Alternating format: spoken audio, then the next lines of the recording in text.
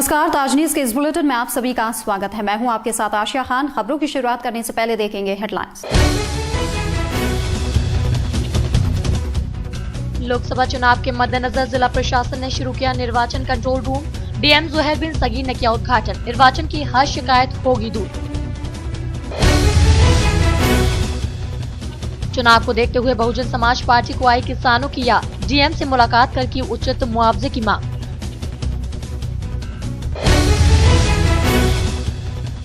विश्वविद्यालय फर्जी मार्कशीट प्रकरण एक बार फिर गरमाया। विभागीय जांच के बाद कईयों पर गिर सकती है गाज।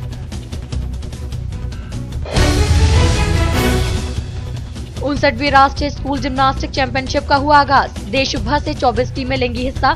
शिक्षा विभाग की तैयारियां पूरी। और अब खबरें विस्तार से। लोकसभा चुनाव के मद्देनजर जिला प्रशासन ने शुरू किया निर्वाचन कंट्रोल रूम। जिलाधिकारी जुहैर बिन सगीर ने जिसका उद्घाटन किया। उन्होंने बताया कि यहां निर्वाचन से संबंधित सभी प्रकार की शिकायतें की जा सकेंगी। लोकसभा चुनाव के लिए प्रशासन ने भी आधिकारिक शुरुआत कर दी है। इसके लिए कलेक्ट्रेट परिसर में बाकायदा एक निर्वाचन कंट्रोल रूम का शुभारंभ किया गया, जिसका उद्घाटन जिलाधिकारी जुहैर बिन सगीर ने किया। उन्होंने जिला निर्वाचन विभाग की इस पहल की तारीफ की और बताया कि पूरे जनपद में निर्वाचन से जुड़ी किसी भी तरह की शिकायत इस कंट्रोल रूम में की जा सकेगी। जी, आज ये district control room for elections स्थापित किया गया है, जो इलेक्शन कंट्रोल रूम के नाम से जाना जाएगा। और इसकी एक हेल्पलाइन बनाई गई है जिसका नंबर है 22 60 550 यानी 2260-550। और आगरा का कोड लगा है 0562 लगा के कोई भी व्यक्ति अपने मोबाइल से या लैंडलाइन से इसमें अपनी जो भी समस्याएं हैं चुनाव संबंधी, जैसे उसका बहुत सारी संबंधी हैं, हम लोगों ने उसको लिस्ट बना ली है कि जनरली पब्लिक को किस किस तरह की शिकायतें आती हैं। ऐसी 10 तरह की शिकायतें हम लोगों ने बनाई हैं। समय आगे बढ़ेगा, हम इसे 24 आवर्स कर देंगे कि व्यक्ति शाम को या रात में भी अपनी बात दर्ज करा सके। सहायक जिला निर्वाचन अधिकारी भारत सिंह ने बताया कि सभी तहसीलों पर इसी तरह के कंट्रोल रूम बनाए गए हैं, जिनमें स्थानीय स्तर पर पब्लिक की चुनावी शिकायतों को किया जा सकेगा। इन केंद्रों की खास बात ये होगी कि जनता को तहसील स्थित इन्हीं केंद्रों पर मतदाता पंजीकरण का लाभ मिलेगा। किसानों की समस्याओं को लेकर बहुजन समाज पार्टी के विधायकों ने डीएम से मुलाकात की। उन्होंने बेमौसम बारिश और ओलावृष्टि से फसलों को हुए नुकसान पर अफसोस जताया और किसानों को भारी नुकसान के लिए उचित मुआवजे की मांग उठाई।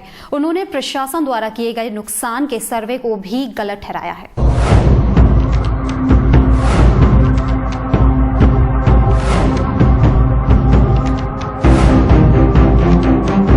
मौसम की मार से बेहाल किसानों की आवाज बहुजन समाज पार्टी ने उठाई है, जिसके नेताओं ने किसानों के साथ प्रकृति के इस मजाक पर भारी अफसोस जाहिर किया है। बसपा नेताओं का एक प्रतिनिधिमंडल इस संबंध में जिलाधिकारी से मिला और इस गंभीर समस्या से उनको वाकिफ कराया। पार्टी नेताओं ने बताया कि इस बरसात से जिले के सभी ब्लॉकों में किसानों को भारी नुकसान पहुँचा है। डीएम साहब से हमने ज्ञापन दिया है कि अभी विगत आप भी इससे परिचित हैं कि कुछ समय पहले बारिश हुई, बारिश में ओलावृष्टि हुई। ओलावृष्टि से किसानों की फसल चौपट हो गई है, क्योंकि जनपद आगरा समस्त पूरे 15 ब्लॉकों में ज़्यादातर किसान आलू की खेती करता है, गेहूं की खेती करता है, तो खेती चौपट हो गई है। तो किसानों को सही मुआवजा मिले, क्योंकि डीएम साहब जो कमेटी बनाई है लेखपालों की, उन्होंने अपनी रिपोर्ट जो दी है वो गलत दी है। किसानों का जितना नुकसान हुआ है, हम चाहते हैं, बीएसपी के लोग सभी चाहते हैं कि किसानों की इसमें मदद की जाए। उन्हें दैवीय आपदा के अंतर्गत जो मुआवजा सरकार से मिलता है, केंद्र सरकार से मिलता है, वो मुआवजा मिले। और किसानों की जो फसल हुई, आज किसान परेशान है।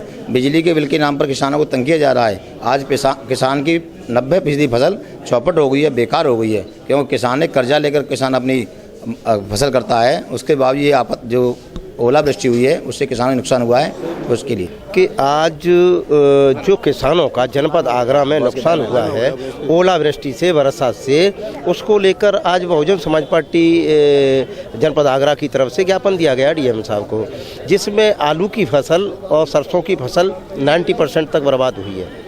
अभी जैसे 2 दिन से धूप खुली है, अब अपने आप पता लग रहा है कि पेड़ों का काला पड़ना शुरू हो गया है। उसमें जो लेखपाल कानूनगो हैं वो सही तरीके से आकलन नहीं कर पा रहे हैं कि किस किसान का कितने % का नुकसान हुआ है, जिससे उसकी भरपाई हो सके। दूसरे जो बिजली के बिल आ रहे हैं उसको भी रोका जाए, बिजली के बिल भी किसानों को नहीं दिया जाए। प्रशासन ने आश्वासन दिया है कि अब हम सही तरीके से कमेटी बनाकर उसकी सही तरीके से आकलन करवाते हैं और जांच करवाते हैं। आज बहुजन समाज पार्टी का प्रतिनिधिमंडल जनपद के अंतर्गत बेमौसम बारिश और ओलावृष्टि से जो किसानों की क्षति हुई है, जैसे आलू की फसल और सरसों की फसल और सब्जियों की जो क्षतिपूर्ति हुई है, उसकी मांग को लेकर के यहाँ मुआवजे के लिए हम लोगों ने डीएम साहब को ज्ञापन दिया है। और जैसा कि सरकार की उदासीनता है, प्रशासन की उदासीनता है, देवी आपदा के अंतर्गत किसानों को मुआवजा मिलना चाहिए, उसकी सर्वे होना चाहिए, परंतु अभी तक इस पर कोई कार्रवाई नहीं हुई है। इसी बात की जानकारी संज्ञान देने के लिए डीएम से मिले। और इसके साथ साथ भी जनपद के अंतर्गत बिजली की समस्या है, सड़क की समस्या है, अन्य समस्याओं से भी डीएम को अवगत कराया है, परंतु बार बार अवगत कराने के बावजूद भी शासन प्रशासन कोई ध्यान नहीं दे रहा है। इसके लिए हमने चेतावनी के रूप में कहा है और आगे यदि शासन प्रशासन नहीं सुनता है तो हम लोग धरने प्रदर्शन के लिए बाध्य होंगे। इसके अलावा वहां मौजूद विधायकों ने कई अन्य क्षेत्रीय समस्याओं को भी उठाया, जिनके बारे में दर्जनों लिखित शिकायतें की गयी, पर नतीजा सिफर ही रहा। बहुजन समाज पार्टी तत्वाधान में हम सभी विधायक, हमारे माननीय एमएलसी गण ओलावृष्टि के संबंध में डीएम साहब से जो किसानों का नुकसान हुआ है उसके संबंध में मिलने आए थे। और उसकी मांग के साथ साथ हम लोगों ने अपने क्षेत्र की जो मांग समस्या थी उनको भी उठाने का काम किया है। जैसे खेरागढ़ में मेरा एक तुलसी घड़ी गाँव पड़ता है और उस पर आज़ादी से लेकर अब तक 65 साल के इतिहास में कोई लिंक रोड नहीं है। यदि गाँव में कहीं पहुँचने का रास्ता नहीं है, तीनों साइड से पानी से, नदियों से और घिरा रहता है। उसके लिए मैंने विधानसभा क्वेश्चन उठाया था, तो उसमें 4 करोड़ 19 लाख रुपये सैंक्शन हो गया।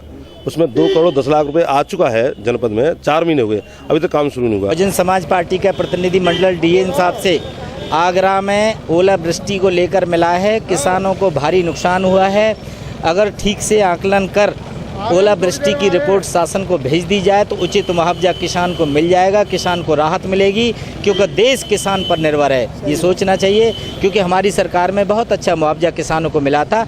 पूर्व में भी ऐसी आपदा ओलावृष्टि हो चुकी है, इसलिए हमारा यही कहना है कि किसानों को उचित मुआवजा मिले।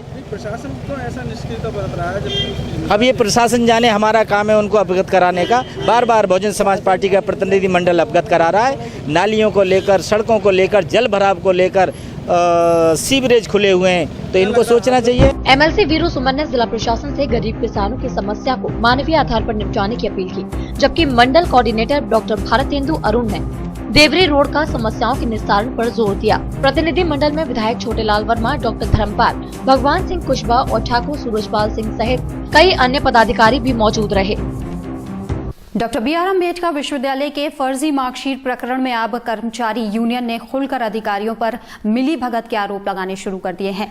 बीते दिनों विश्वविद्यालय की करीब 40,000 फर्जी मार्कशीट छात्र नेता के घर से बरामद हुई थी।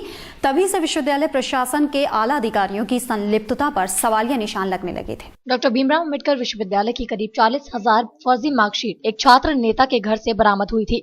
पुलिस ने इस मामले में विश्वविद्यालय के एक शिक्षक को भी गिरफ्तार किया था। छात्र नेता के घर से फर्जी मार्कशीट्स के साथ विश्वविद्यालय के चार्ट और होलोग्राम भी बरामद हुए थे। तभी से विश्वविद्यालय प्रशासन के आला अधिकारियों पर सवालिया निशान लगने लगे थे।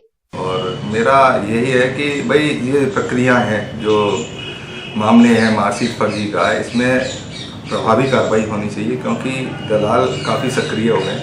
इसमें जिनकी तथ्यात्मक अगर किसी की भी संबंध, चाहे वो विश्वविद्यालय का अधिकारी हो, क्योंकि इसमें बड़े बड़े यहाँ के विश्वविद्यालय प्रशासन में बड़े बड़े लोग शामिल हैं और उसमें शिक्षक भी हो सकते हैं, अधिकारी भी हो सकते हैं। अगर हमारे किसी साथी की भी अगर संलिप्तता है, तथ्यात्मक उनमें तथ्य हैं, विद प्रूफ हैं, तो अगर कार्रवाई हो तो मुझे कोई दिक्कत नहीं है। विश्वविद्यालय शिक्षणेतर कर्मचारी संघ के महासचिव अरविंद गुप्ता ने पूरे मामले की निष्पक्षता से जांच कराने की मांग की है।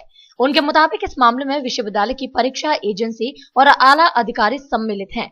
विश्वविद्यालय के जो चार्ट छात्र नेता के घर से बरामद हुए थे, वो चार्ट और होलोग्राम एजेंसी के पास थे। ऐसे में सीबीसीआईडी और पुलिस के सामने मोबाइल कॉल रिकॉर्ड अहम भूमिका निभा सकती है। भाजपा नेताओं ने जिलाधिकारी को बताया आवास विकास इलाके के हालात। उनके स्थानीय नेताओं के प्रतिनिधि मंडल ने क्षेत्र की बदहाली पर प्रशासन से नाराजगी जताई। उनके मुताबिक शासन से आए संदेश के बाद भी भाजपाई जिलाधिकारी से मिले हैं, जिन्होंने पैचवर्क कराने के संबंध में नगर निगम से बात करने का आश्वासन दिया है। भारतीय जनता पार्टी आगरा के कार्यकर्ताओं ने आवास विकास क्षेत्र की समस्याओं के लिए जिलाधिकारी जुबैर बिन सगीर से भेंट की। इस दौरान प्रतिनिधि मंडल में आए नेताओं ने क्षेत्र में फैली बदहाली का दुखड़ा भी सुनाया। पानी, बिजली और टूटी फूटी सड़कों के मसले पर उन्होंने बेहद नाराजगी जताई। पार्टी के वरिष्ठ नेताओं ने बताया कि उन्होंने शासन को लगातार लिखा पढ़ी की है, जिसके बाद वहां से जिला प्रशासन से संपर्क करने को कहा गया था। आवास विकास कॉलोनी की समस्याओं के लिए पिछले दिनों लगातार 17 दिन तक वहां के स्थानीय निवासियों ने धरना दिया था, जिसमें आवास विकास कॉलोनी की पानी की समस्या, वहां पर सीवर की समस्या, टूटी हुई सड़कें पूरी कॉलोनी के अंदर और पानी निकासी की असुविधा और जगह जगह गंदगियों के ढेर। मैं आवास विकास कॉलोनी के लोगों से कहना चाहता हूं कि इस शासन के ऊपर दबाव बनाने के लिए वो लोग न जल कर दें, ना हाउस टैक्स दें, ना वाटर टैक्स दें, किसी प्रकार के टैक्स की अदायगी तब तक न करें जब तक कि आवास विकास कॉलोनी के अंदर जो जन सुविधाएं जिनके लिए वायदा किया गया था हमसे, वो जन सुविधाएं बहाल नहीं हो जाती। 17 दिन धरने के पश्चात मुख्यमंत्री के यहाँ से सूचना मिली कि जिलाधिकारी से मिला जाए। जिलाधिकारी महोदय से बात होने के पश्चात ऐसा लगता है कि अधिकारी अकर्मण्य हो गए हैं, काम करने की इच्छा शक्ति नहीं है और एक दूसरे पर टालने का प्रयास है। जिलाधिकारी से वार्ता के पश्चात क्या कमिश्नर साहब से मिल लीजिए, नगर आयुक्त से मिल लीजिए। मैं समझता हूँ उदासीनता को छोड़ के आगरा के जनता की हितों का ख्याल करें और आगरा के विकास के लिए जो न्यूनतम आवश्यक चीजें वो जरूर पूरी। गौरतलब है कि बीते समय में भारतीय जनता पार्टी ने कई दिनों तक इन समस्याओं को लेकर धरना दिया था, लेकिन संबंधित विभागों के कान पर जू तक नहीं रेंगी। कार्यकर्ताओं ने बताया कि स्थानीय जनता किस तरह से नारकीय जीवन जी रही है। 5 साल जब जनकपुरी सजी थी, 5 वर्ष के बाद भी आज मेन रोडों की आवास विकास सिकंदरा योजना में ये हालत है कि इतने जानलेवा गड्ढे हैं कि आए दिन गाड़ियां पलट जाती हैं, स्कूल के बच्चों की बसें पलट जाती हैं। रात में सर्दी की वजह से जो स्ट्रीट लाइट बंद पड़ी हैं उन्हें तो करवा दीजिए, कम से कम फंड नहीं है तो ये काम जो बिना फंड के वो तो हो सकते हैं। इसके लिए हम आज आए थे। जिलाधिकारी महोदय ने हमको आश्वासन तो पूरा दिया है, बोले आज मैं आज ही बात करता हूँ नगर आयुक्त से और आपका यथाशीघ्र जितना जल्दी हो सकता है काम स्टार्ट करवाता हूँ। चूँकि मैंने कहा इसमें पैसा तो खर्च हो नहीं रहा है, केवल मैन पावर बढ़ा के आप थोड़ी सी व्यवस्था को सुचारू कर सकते हैं। गंदगी के जो ढेर लगे हुए हैं, थोड़ा सा मैन पावर बढ़ाएंगे तो गंदगी के ढेर भी साफ हो जाएंगे। और सीवर लाइनें उसके लिए भी मैन पावर बढ़ानी है। नगर आयुक्त से आज बात करके कल हमसे फ़ोन पर वार्ता करने के लिए कहा है कि मैं इसको यथाशीघ्र करवाता हूँ। दरअसल इनके पत्राचार पर मुख्यमंत्री कार्यालय से पत्र भेजकर इन्हें जिलाधिकारी से मिलने को कहा गया था, जिसके बाद भाजपाई जिला मुख्यालय तक आए थे। लेकिन लंबी चली वार्ता के बाद महज पैचवर्क को ही प्रशासन की हरी झंडी मिल सकी, जिसके लिए डीएम ने नगर निगम से बात करने का भरोसा दिलाया है। जिला प्रशासन द्वारा भ्रष्टाचार के निस्तारण के लिए चलाए गए अभियान में पहले ही दिन आई 3 शिकायतें प्रशासन जिनकी गोपनीय जांच कराने की तैयारी में है। जिलाधिकारी ने बताया कि सरकारी महकमों में भ्रष्टाचार की लगातार शिकायतें मिल रही हैं, जिसे खत्म करने के लिए जरूरी हुआ तो विजिलेंस की भी मदद ली जाए। ताज महोत्सव हमारा 18 से 27 फरवरी के दरमियान होगा, बीच में होगा और इसकी जो थीम रखी गई है वो इस बार पैगाम मोहब्बत है। मोहब्बत की नगरी में पैगाम मोहब्बत लेकर आने वाला है इस बार का ताज महोत्सव, जिसे सफल बनाने के लिए जिले के प्रशासन ने अपनी कोशिशें और तेज कर दी हैं। जिलाधिकारी जोहर बिन सगीर ने इस आयोजन की कमान संभाल रखी है, जिसे अपने अधीनस्थों के माध्यम से वो सफल बनाना चाहते हैं। डीएम बताते हैं कि उन्होंने कई समितियां बनाई हैं जो इस कार्यक्रम में अहम भूमिका निभाएंगी।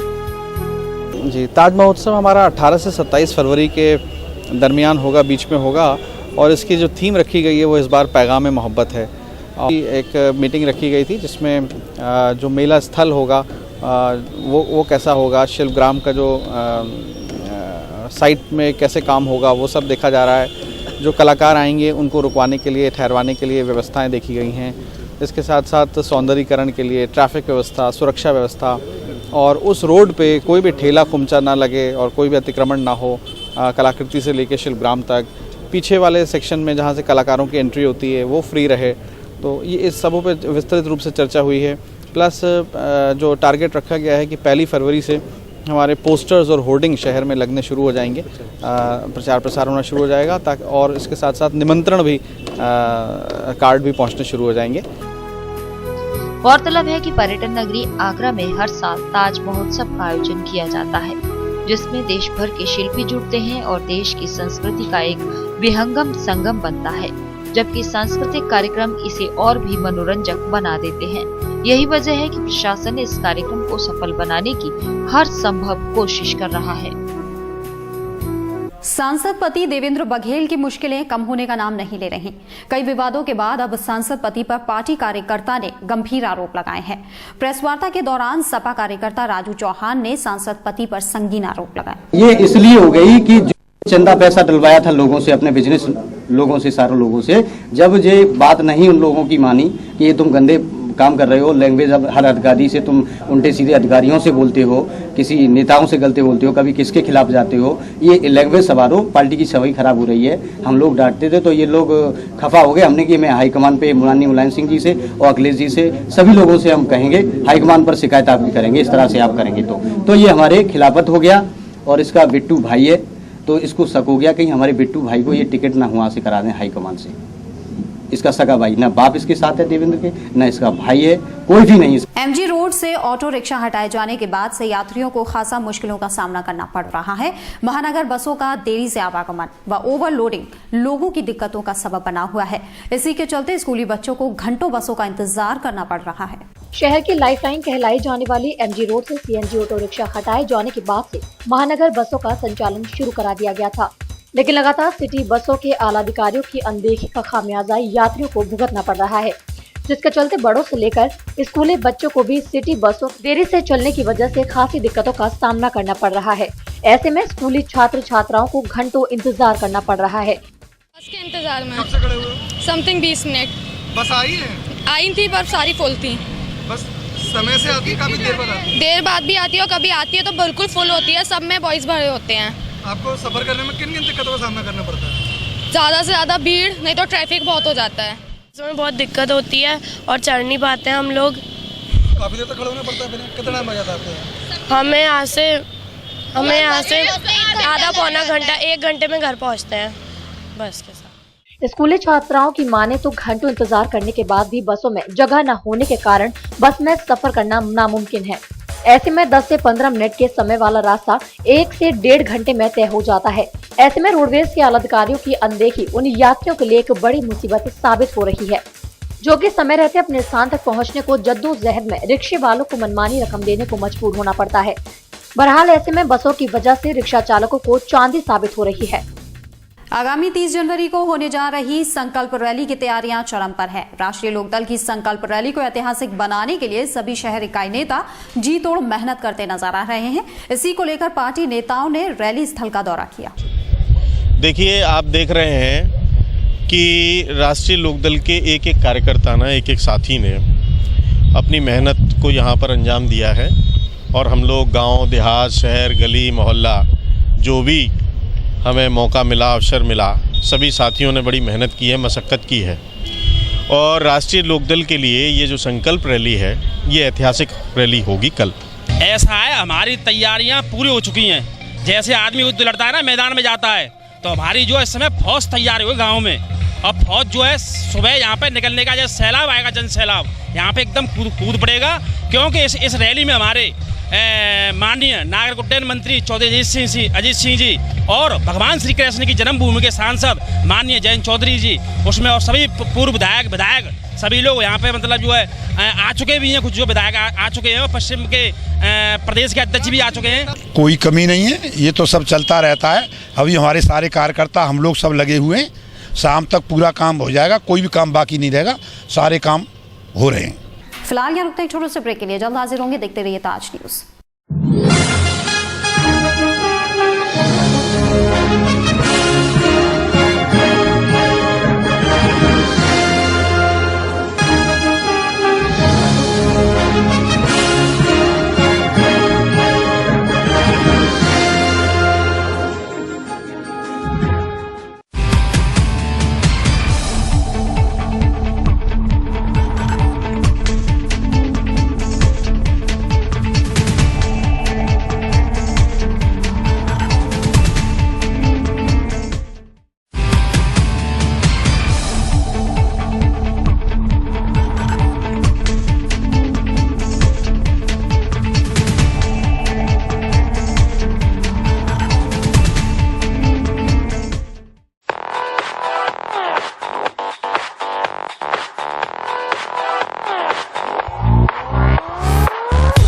बालाजी ज्वेलर्स, गोल्ड, सिल्वर और डायमंड ज्वेलरी मिलने का विश्वसनीय स्थान। हमारे यहाँ आपको gold, hallmark certificate gold jewellery नए कलेक्शन के साथ उपलब्ध मिलेगी।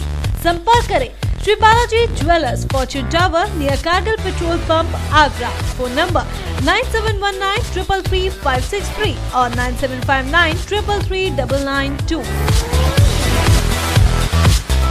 श्री बालाजी ज्वेलरी, दुल्हन की jewellery, AD jewellery, artificial bangles, chain व सभी प्रकार के सेट्स यहाँ पर उपलब्ध है। तो तुरंत संपर्क करें 21 सुपर बाजार, कारगिल पेट्रोल पंप के पीछे, आगरा। फोन नंबर 9358464218 और 8865911110। हमने ठानी है देश बदलेंगे, किसान को उसकी मेहनत का दाम दिलाना है। शहर बदलेंगे, गांव बदलेंगे, जिद है ये सूरत बदलेंगे। इस व्यवस्था में भागीदारी सबको नहीं मिल रही। बदलेगी तस्वीर, बदलेगी तकदीर। किसानों की आवाज, मजदूरों की मेहनत, नौजवानों की उम्मीदें, हर आवाज करेंगे साथ बुलंद। हक की लड़ाई का संकल्प लें। 30 जनवरी को आगरा चलें। संकल्प रैली को सफल बनाएं। Gayatri Development presents Manhar Green Shire. Specifications: lush green park, green environment, spacious house with car park inside, wide road inside the campus, 24-hour water supply, according Vastu. Contact at 5th floor, Ramantar, Sanjay Place, Agra. Contact number 9219696623. Number 0562400437.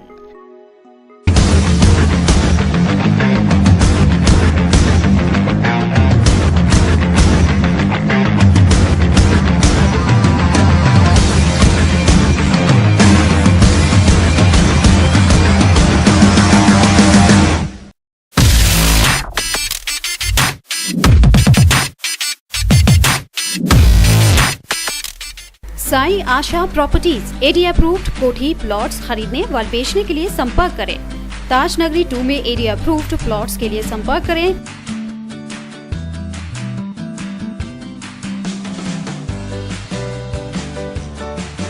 Pawan Goyal, Sai Asha properties, shop number 56, Sofuda road, AD height, crossing Taj Nagari 2, Agra. Mobile number 9719000022।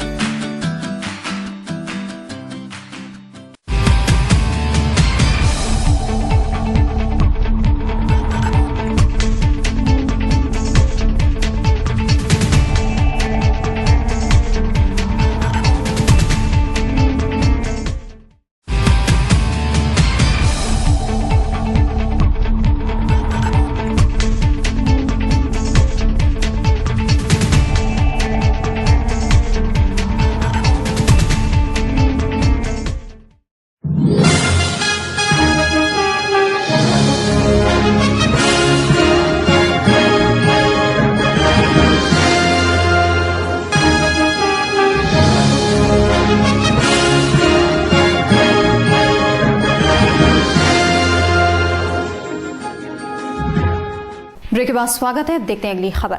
Akhilesh सरकार की महत्वाकांक्षी कौशल विकास mission योजना के अंतर्गत बेरोजगारों को 15 फरवरी से प्रशिक्षण मिलना शुरू हो जाएगा। सेवा योजना निदेशक के मुताबिक ट्रेनिंग सेंटर के लिए 1 करोड़ रुपए इन्वेस्ट करने वाली कंपनी ही मान्य होगी। इस योजना के तहत बेरोजगारों को 6 माह का निःशुल्क प्रशिक्षण दिया जाना है। कौशल विकास मिशन योजना के तहत सरकार बेरोजगारों को 6 माह का निःशुल्क प्रशिक्षण कराएगी। इस प्रशिक्षण के उपरांत सरकार 8,000 रुपए प्रति माह का रोजगार देने की भी बात कह रही है। अखिलेश सरकार की इस महत्वाकांक्षी योजना के प्रति बेरोजगार युवाओं में खासा उत्साह है। जिला सेवा योजना कार्यालय में हर रोज सैकड़ों युवा योजना के लिए पंजीकरण करा रहे हैं। आगरा में कुल 22 सेक्टर में ट्रेनिंग प्रोवाइडर अभी तक उपलब्ध हो चुके हैं। आगे और भी उपलब्ध कराने के लिए मिशन की ओर से प्रयास है। इसके लिए क्या रखा गया है टारगेट, किस तरह के लोग? नहीं, अभी हम लोग गए थे मीटिंग में, हम लोगों को ये बताया गया कि आगरा में भी अगर कोई लोकल ट्रेनिंग प्रोवाइडर है तो आप लोग उसको मिशन से संपर्क करने के लिए कह सकते हैं। जिला सेवा योजना कार्यालय निदेशक यशवंत सिंह के मुताबिक योजना के तहत युवाओं की ट्रेनिंग 15 फरवरी से शुरू की जाएगी। बेरोजगारों की सहूलियत के लिए उनके निवास स्थान के नजदीक ही ट्रेनिंग सेंटर बनाया जाएगा। इस योजना में ट्रेनिंग देने के लिए वो ही कंपनी मान्य होगी जिनका सालाना टर्नओवर 10 करोड़ रुपए होगा और ट्रेनिंग सेंटर के लिए 1 करोड़ रुपए इन्वेस्ट कर सकती है। सरकार की सुलभ स्वास्थ्य योजना का असर जिला अस्पताल में दिखने लगा है। 1 रुपए के पर्चे पर दवा मिलने से अस्पताल में हर रोज 2 से 3 हजार मरीज पंजीकरण करा रहे हैं। जिला अस्पताल में आयुर्वेदिक, यूनानी और होम्योपैथिक पद्धति से भी मरीजों का उपचार किया जा रहा है। वहीं अस्पताल अधीक्षक के मुताबिक एक्सरे सुविधा फ्री होने से भी मरीजों की संख्या में खासा इजाफा हुआ है।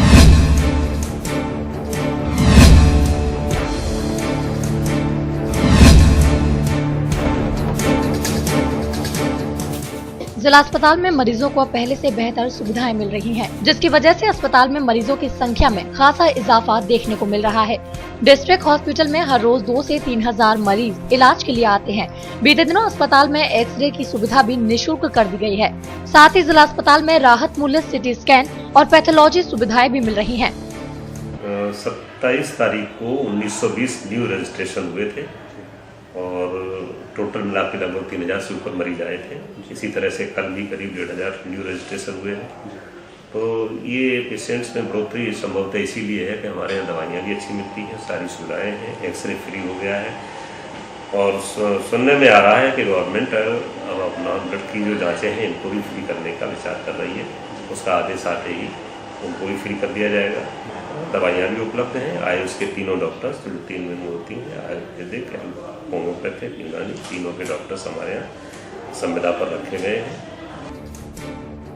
अस्पताल अधीक्षक डॉक्टर यादव के मुताबिक एक्सरे के बाद अब जल्दी ही शासन अन्य जांच सुविधाएं भी निःशुल्क करने जा रहा है। बीते दिनों जिला अस्पताल में आयुष विंग की भी शुरुआत हो चुकी है, जिसमें आयुर्वेदिक, यूनानी और होम्योपैथिक पद्धति से इलाज की सुविधा दी जा रही है। कुछ वर्ष पहले जिला अस्पताल में बेहतर सुविधा न मिलने की वजह से मरीजों की संख्या बहुत ही कम रह गई थी और जिला अस्पताल सिर्फ मेडिकल इमरजेंसी के नाम से जाना जाने लगा था। भाजपा के प्रधानमंत्री पद के दावेदार नरेंद्र मोदी आगामी 2 मार्च को लखनऊ में गरजेंगे। भाजपा नेता लखनऊ की रैली को ऐतिहासिक बनाना चाहते हैं। इसी क्रम में माथुर वैश्य सभागार में जिले भर के पार्टी पदाधिकारियों की बैठक हुई, जिसमें आगामी रणनीति पर भी चर्चा की गई। गुजरात के मुख्यमंत्री नरेंद्र मोदी को भाजपा दिल्ली की कुर्सी पर बिठाने के लिए एड़ी चोटी का जोर लगा रही है। प्रदेश में मोदी की कई रैलियों के बाद पार्टी अब लखनऊ में 2 मार्च को ऐतिहासिक रैली करने जा रही है। पार्टी नेताओं के मुताबिक ये रैली अभी तक की सभी रैलियों में बड़ी होगी। इस महारैली में भाजपा ने 15 लाख से ज्यादा लोगों को जुटाने का लक्ष्य रखा है। देखिए, आज की बैठक जो हो रही है, ये 2 मार्च को जो लखनऊ में भारतीय जनता पार्टी की महारैली होने जा रही है, उस दृष्टि आज ये कार्यकर्ताओं की बैठक है और 15 लाख लोग लखनऊ की रैली में रहेंगे, ये हमारा लक्ष्य है। लगभग 60 एकड़ एरिया है जहां पर रैली होने वाली है और ये रिकॉर्ड आज तक के भारत के सारे रिकॉर्ड ये रैली तोड़ने वाली है। रैली को सफल बनाने के लिए पार्टी पदाधिकारियों की बैठक माथुर वैश्य सभागार में हुई, जिसमें जिले भर के पार्टी नेताओं ने भाग लिया। प्रदेश प्रभारी देवेंद्र रावत के मुताबिक इस रैली के लिए बूथ स्तर पर पदाधिकारियों को जिम्मेदारी सौंपी गई है। भारतीय रेल मंत्रालय से रैली के लिए 29 ट्रेनों को भी बुक कराया गया है। अब देखना ये होगा कि 2 मार्च की मोदी की लखनऊ महारैली प्रदेश में सुस्त पड़ी भाजपा को कितना मजबूत करती है। आगरा ग्वालियर रोड पर स्थित सरस्वती विहार के लोगों को यहां बने खत्ता घर के चलते नारकीय जीवन जीने को मजबूर होना पड़ रहा है। इसी नारकीय जीवन जीने वाले लोगों का हाल जानने को कांग्रेस के पूर्व सांसद प्रभुदयाल कठेरिया ने यहां का दौरा कर जल्द समस्या का समाधान कराने की बात कही है, तो वहीं यहां के क्षेत्रवासियों ने पूर्व सांसद का साफा पहनाकर स्वागत भी किया। इस दौरान बड़ी संख्या में क्षेत्रीय निवासी भी मौजूद रहे।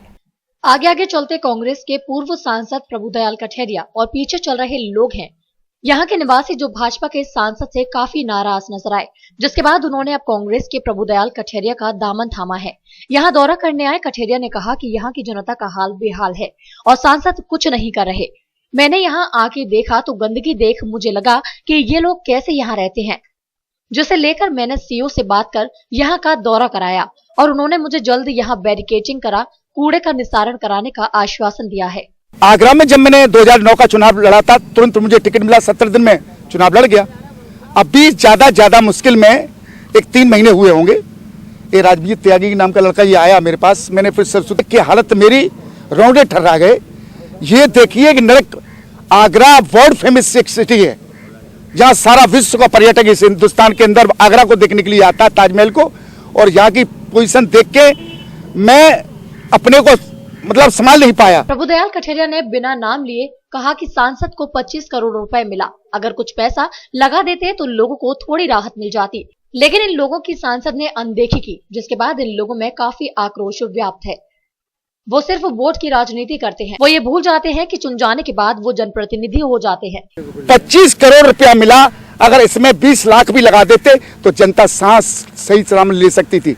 25 करोड़ रुपए में सरस्वती बिहार की क्यों चिंता नहीं की?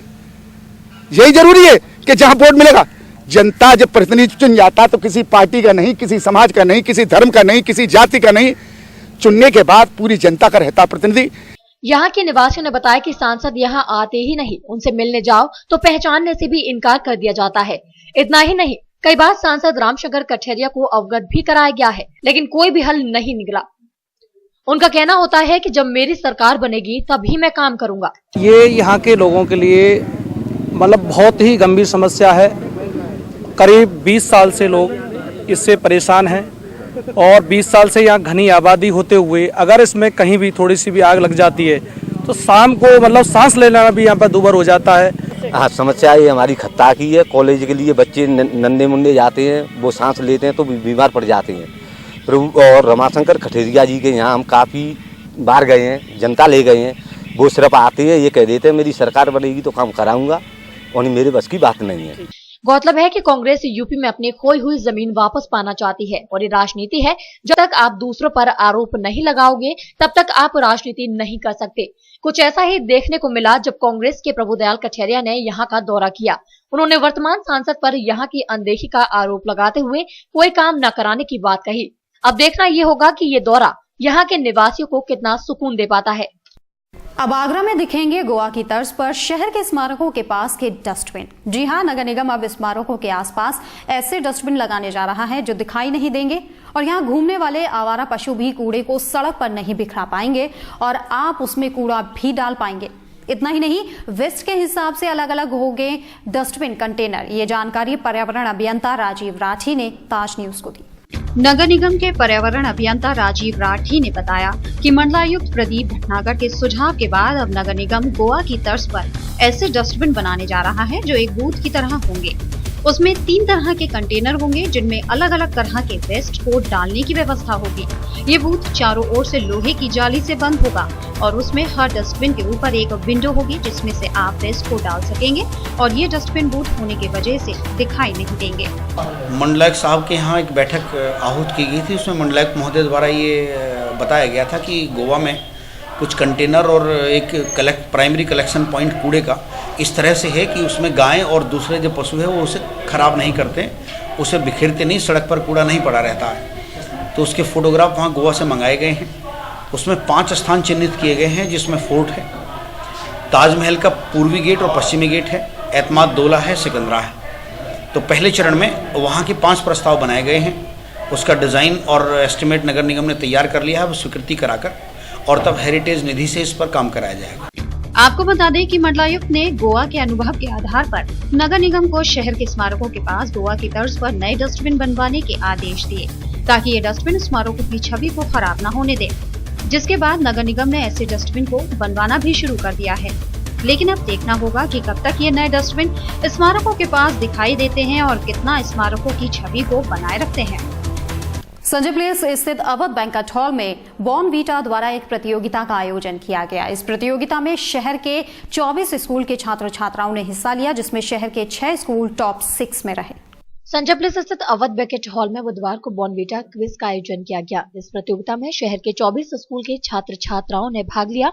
क्विज में हर स्कूल से 2 स्टूडेंट शामिल रहे। इस प्रतियोगिता में स्कूली छात्र छात्राओं ने बढ़ चढ़ कर भाग लिया। प्रतियोगिता में sports, general knowledge, current affair से संबंधित प्रश्नों को रखा गया, जहां छात्र छात्राओं ने प्रश्नों का बखूबी तरीके से उत्तर दिया। From Derek O'Brien and Associates, Calcutta, and today, being the 29th January, we have conducted the Bonnevita Quiz Contest 2014 inter-school round, okay, in Agra.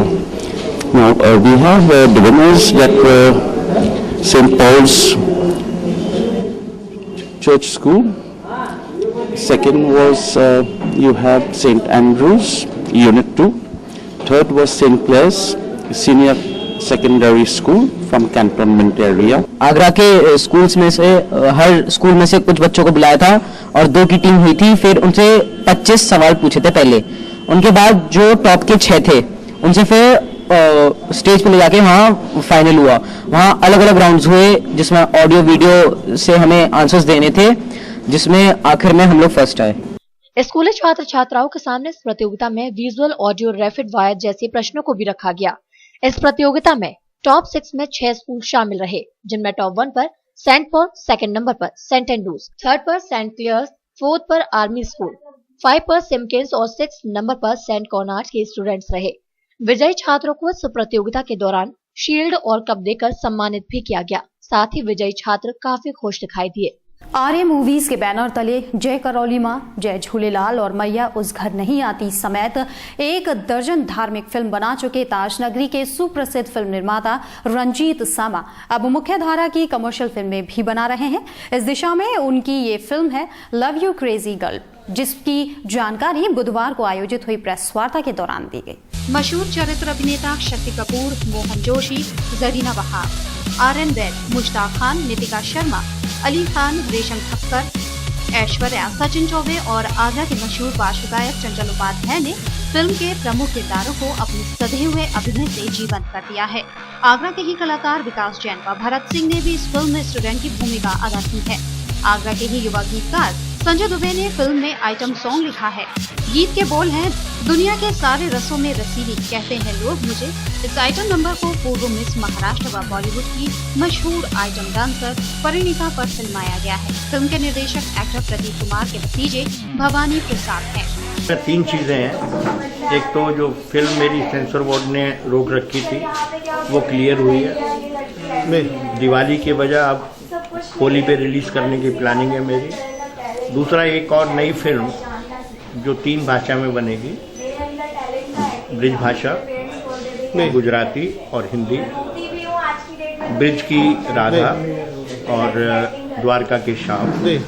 Lead role का सिर्फ एक फाइनल किया है मैंने, ये काव्या बेदी जी। तो ये मेरी देखिए शुरुआत है।